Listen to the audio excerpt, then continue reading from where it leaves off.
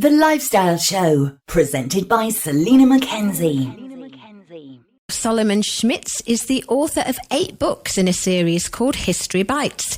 He wrote his first book at the age of 12, graduated high school at the age of 16, and was described by Fox and Friends as the youngest child historian in America. Still only in his early 20s, he's now written the only complete biography of the most famous author in the world, the life of JK Rowling, and I'm delighted to say that he joins us now. Welcome to the show, Solomon. Hi, Selina. Thanks so much for having me. It's good to be on here, especially because I was in Spain back in December as part of my research for this book, and I had a lovely trip, brief though it was. Wow. What part of Spain were you in?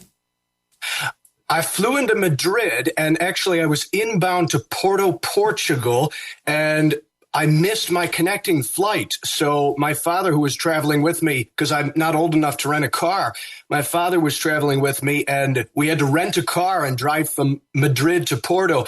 And it was beautiful. And funny enough, at our first rest stop outside Madrid, what did I come across except a Spanish translation of Harry Potter, if I have it right, Harry Potter y la Piedra Filosofal, the Harry Potter and the Philosopher's Stone. It was JK Rowling's first book. Absolutely. At the rest stop in Madrid. So you talk about influence. It's extraordinary. It is, isn't it? Well, why Porto, though? What's the connection between JK Rowling and that area, then? Rowling spent a few years of her life in the early 1990s in Porto. She moved there after the very devastating loss of her mother, Anne, who spent almost 10 years fighting MS and slowly getting paralyzed by it. And it is as awful as it sounds. And Rowling left the UK in shock and sadness and moved somewhere sunnier. She took a teaching job, teaching English as a second language to students in Porto, Portugal. And she met who became her first husband, a man named Jorge Arantes. And their marriage has been fairly well documented as an abusive one. He was physically abusive towards her, and it was a very terrible relationship and scarred her and jarred her personally. So I had to go to Porto. I went there twice to not only get the lay of the land and sort of see what she would have seen in order to give my readers a more immersive reading experience, but also to try to meet her first husband, Georgia. And I succeeded in doing that. He's quite reclusive, and it was a bit tough to track him down, but I managed to meet and talk with him in Porto. And he was open to talking to you, was he? We spoke briefly. He did give me some quotes for the book, which I've included in the biography. Incredible.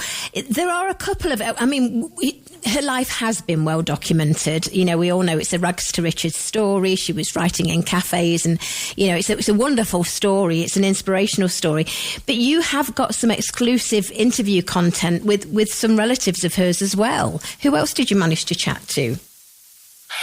Yes. At this point, Selina, I'm not sure how much my publisher would like me to reveal regarding the specific individuals, simply because the book has not yet been released. We're approaching release. I can say this, though.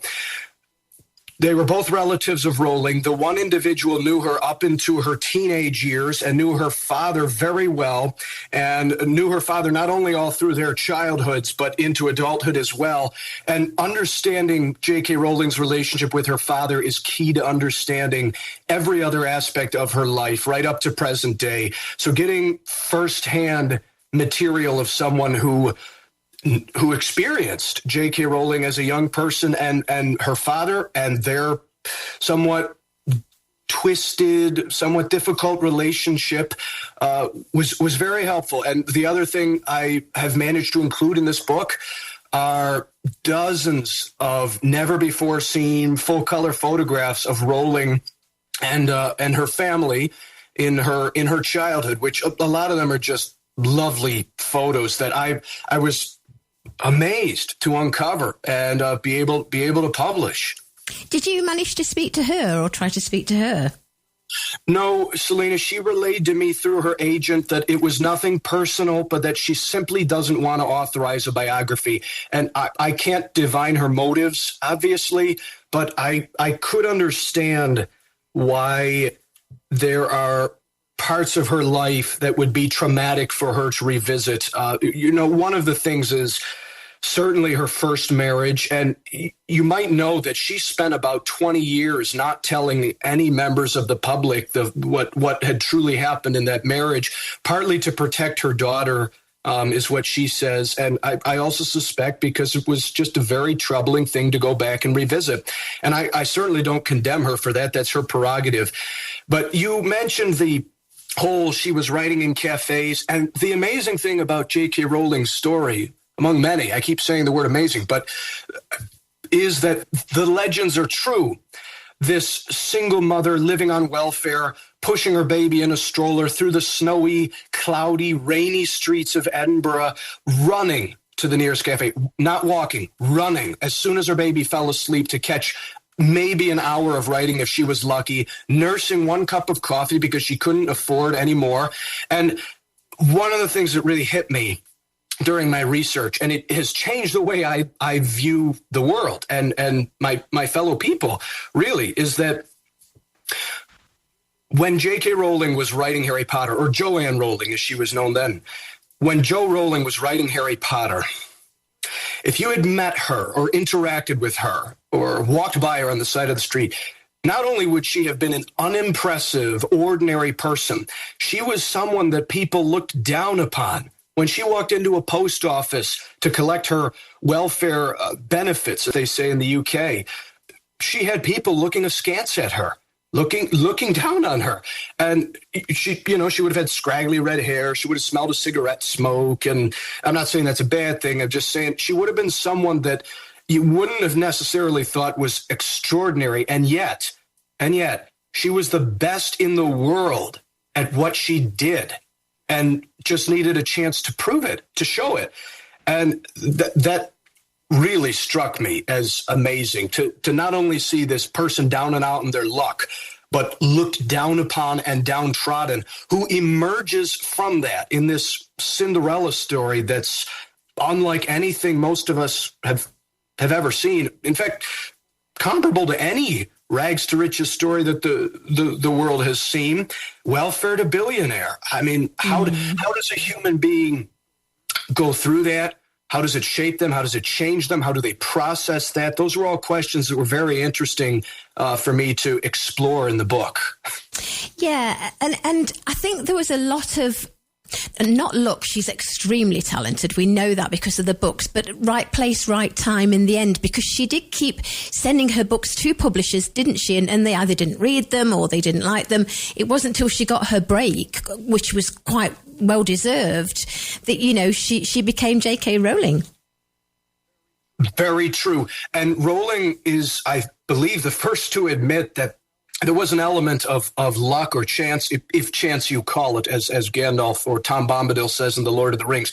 But she would be the first to note that there was that element of it. I mean, when she was picked up by a publisher, it was in part only because she had sent the manuscript in a certain black folder that caught the attention of one of the employees at the publisher's office. And it was already in the reject pile. It was already in the pile of manuscripts that were supposed to be ignored. And the office worker, whose name was Bryony Evans, saw this interesting looking black folder, found the first 3 chapters of this Harry Potter and the Philosopher's Stone, and took it home and loved it and thought it was hilarious and imaginative. One of the words you notice come up again and again with people who were initially sold on Harry Potter is how funny it was. You hear the word funny used to describe it by multiple people who made the decision to bring it to market. So yes, and that's also one of the things that makes it exciting to read Rowling's stories, is to see these plot twists, these, as Tolkien calls them, eucatastrophes, where everything's going horribly wrong, and then all of a sudden your luck changes. And and morning dawns, and there's a new beginning. And that sounds melodramatic. That is the life J.K. Rowling has lived. Yes, a bit ironic, isn't it, that? Yes. And do you think she aimed the books initially at children or maybe teenagers? Because, I mean, all ages read her books, don't they, and love them? Absolutely. She tells us that she was writing them simply for herself, meaning this was a hobby of hers. This was something she did for fun. This was an escape. This was her medicine from the darkness that surrounded her, from the loss of her mother, from the physical abuse she experienced in her marriage, from poverty, living in a dingy, mouse-inhabited apartment, being in the throes of depression, or really the numbness of depression. This was her escape, and she was writing it, as she says, to please herself. And another word you'll notice come up a lot in J.K. Rowling's interviews when she's describing herself and her process of Harry Potter is the word amusement. And she says, I was trying to amuse myself. It's even the same word that Tolkien used in his foreword to The Lord of the Rings when he talks about what he was setting out to do with The Lord of the Rings. He says, I was simply trying to write a story to see if I could amuse readers, to give something to hold their attention, a distraction, a diversion from the everyday goings-on of life. And of course, she managed that phenomenally well. She certainly does. She certainly does.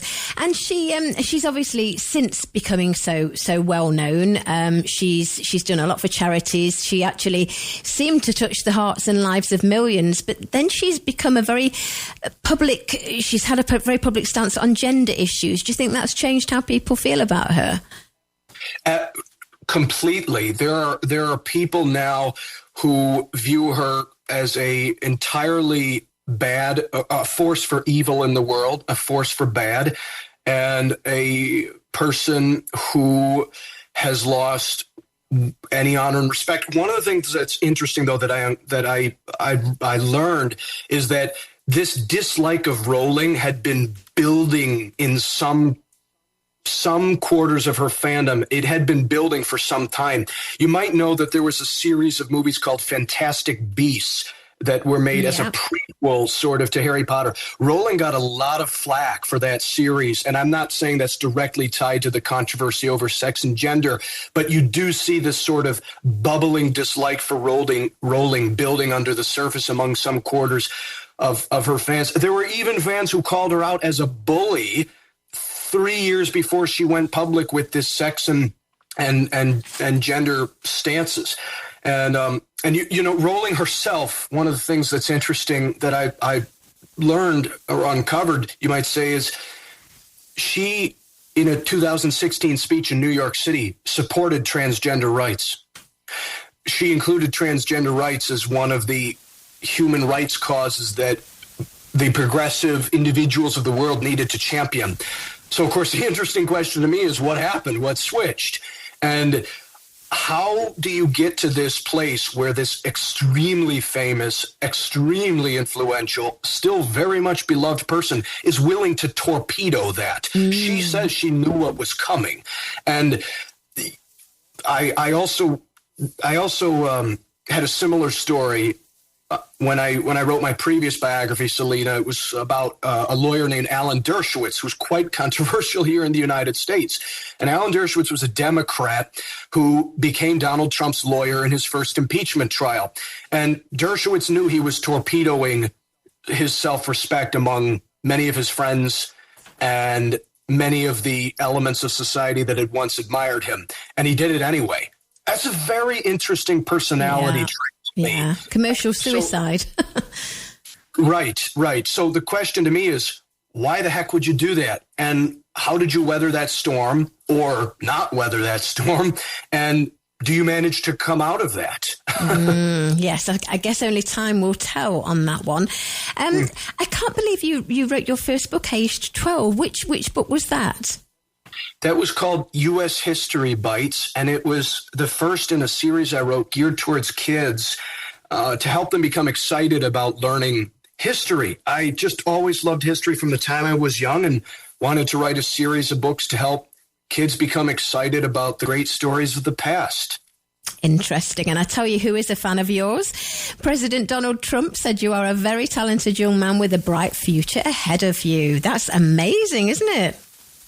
Yes, it is. And I should point out for anyone in the audience who may not have warm feelings for the president that I'm grateful to say my work has been acknowledged by people on both sides of the aisle. One of the things I really did appreciate that statement from President Trump. One of the things I've really tried to do with my work, Selina, especially in the times we live in, is to remain as objective and neutral as possible. And I know that may sound like just a lot of nice talk, but I really think that it's the fundamental ethos of not just the journalist, but I know that's your world, so I won't comment on that, but the historian for sure.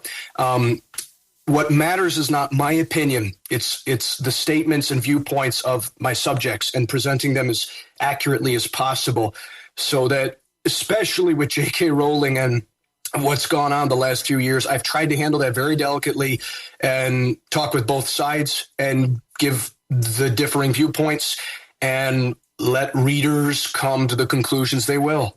Yeah. Good point, well made.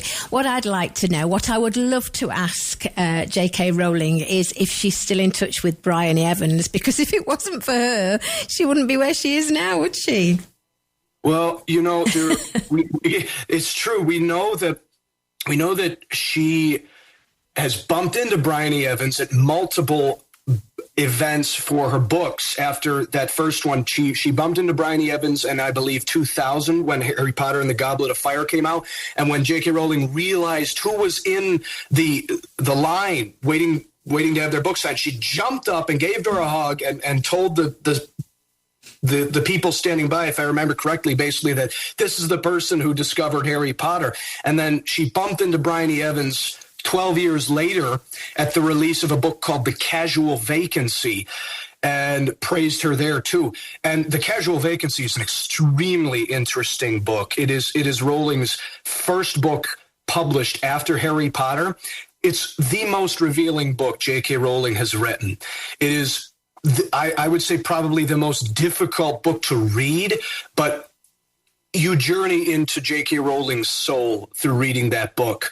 And again, not to pat myself on the shoulder, but the details of that book and the clues and the secrets to Rowling's personal life that she put into that book, I was able to uncover partly through my research and partly through interviews with the relatives who knew her when she was young. So that is also another fascinating aspect to Rowling's work that isn't as well known simply because the book itself is not as well known.